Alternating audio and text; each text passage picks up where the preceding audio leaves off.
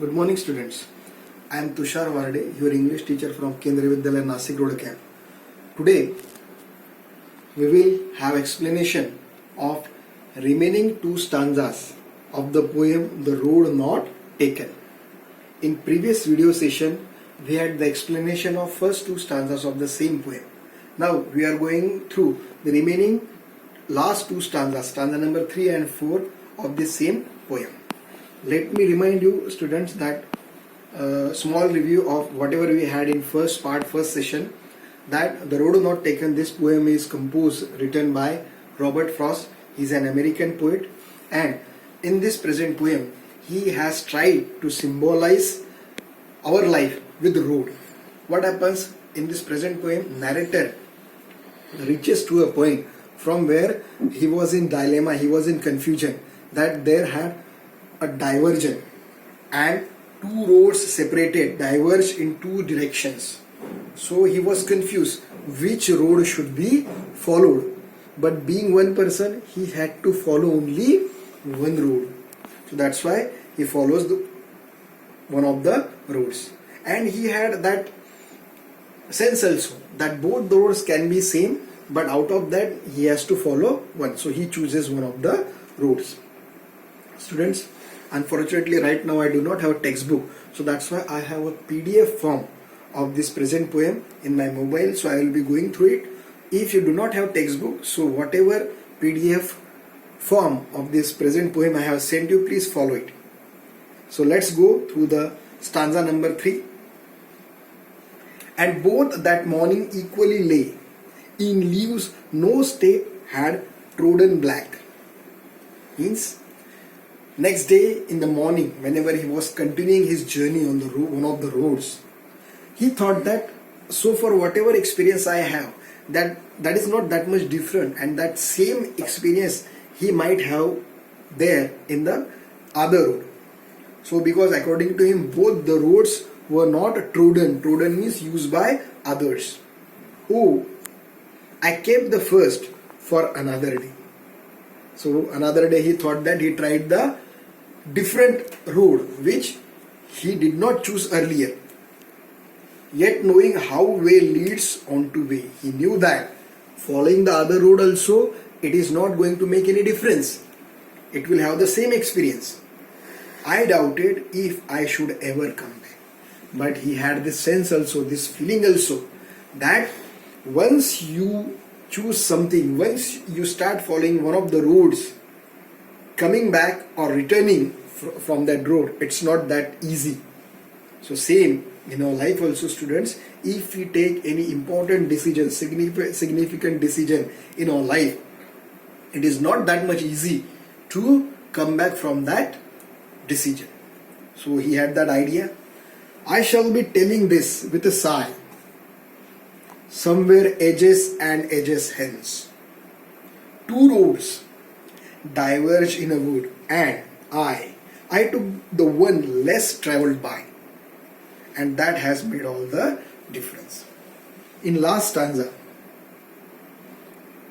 poet tries to give the message of this poem that whatever road I have chosen, I am continuing my journey with it. Presently I am following this road, and this my present decision in future will decide my fate. And in future, very proudly I will be sharing it with coming generations, that once out of two divergences I chose one of the roads that had challenges and difficulties, and that my decision of accepting risk and challenges made all the difference. From here, the narrator or poet wants to convey us that if you want to have a different life means successful life. If you want to achieve success in your life, you have to be different from others. Whatever ordinary people, common people are doing in their life, following in their life, if you do something extraordinary, that has definitely risk in it. But if you do that extraordinary thing, that risky decisions if you take, then only there are chances of becoming successful.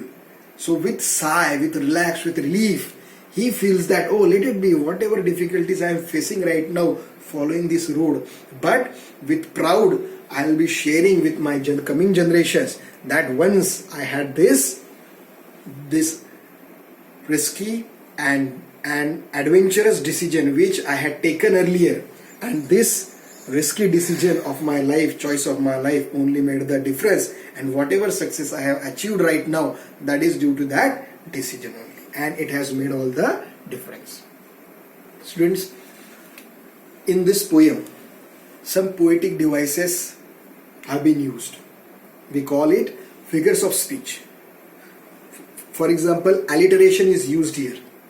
One phrase is used, wanted wear. Now let me tell you what is alliteration. Alliteration is one of the poetic devices, one of the figures of speech which is used to make your poem more effective and interesting. So wanted wear. Here you will find that in two words, wanted wear, the first sound, word sound, not alphabet. Please be careful.